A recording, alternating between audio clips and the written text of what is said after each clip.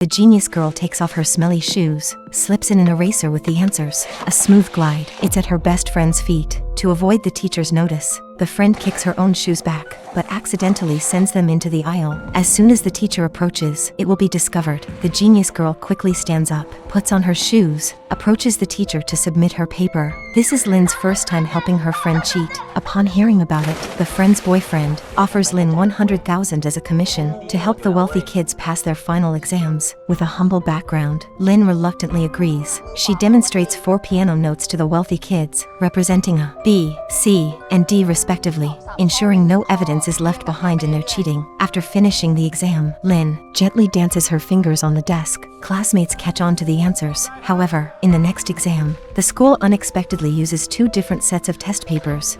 The genius girl is getting ready to help her classmates cheat, but she discovers the test paper has sections A and B. This bewilders the wealthy kids, but Lynn remains calm. She instructs the student with section A to get ready first, then taps out the answers on the desk. Just as the student with section A submits the paper, Lynn takes advantage of the confusion to swap with a student holding section B, answering at lightning speed. In the last 5 minutes of the exam, she signals the answers with her fingers. The wealthy students finally relax. However, the principal, examining Lynn's scrap paper, simultaneously discovers the answers for sections A and B. As a result, Lynn's scholarship is revoked, but her friend offers her $5 million as a hiring fee, hoping Lynn will help her once more.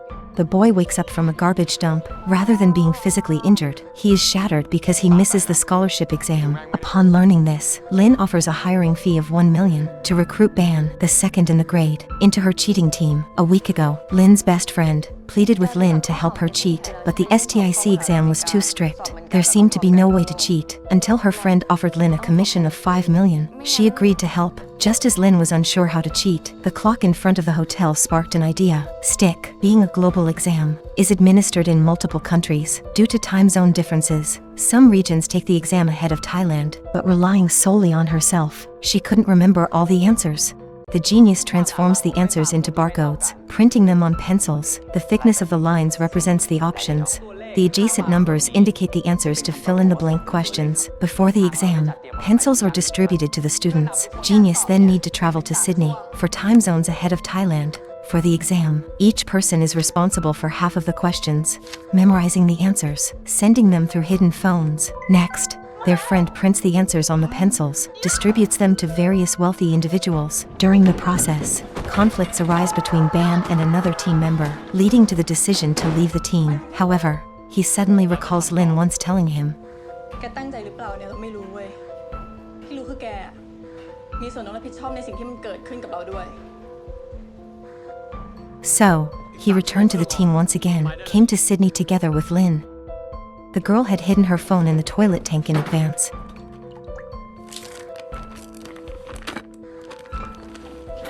Taking advantage of the time difference, she obtained the exam questions in advance, memorized all the answers.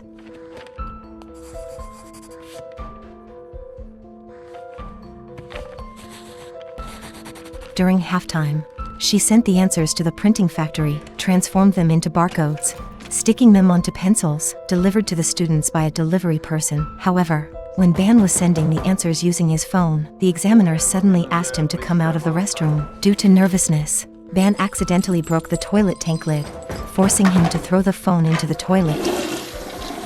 Meanwhile, things weren't going smoothly for Lynn, as there was a long queue for the women's restroom. When she entered the restroom, she didn't have time to send the answers. Before the exam started, the girl inserted the pencil deep into her esophagus, constantly stirring it. Soon vomited it out, to send answers to her classmates. Using vomiting as an excuse, Lynn abandoned the exam, fled to the subway. While walking, she used her phone to send exam answers. At this moment, the examiner also caught up with the subway. Lynn, caught up in recalling the exam answers, missed the nearest train. As the examiner got closer, she had no choice but to walk and send answers simultaneously. Although she managed to send the answers to her partner at the last moment before the exam, she was caught by the examiner, brought back to the exam room. Caught Ban did not betray them, but was expelled from school as a result. With the received compensation, he renovated his family's laundry shop. Ban, now turned evil, wanted to make a living with Lynn using this method, but Lynn knew it wasn't a sustainable plan. So, she went to the exam center to confess. If it were you, what would you do?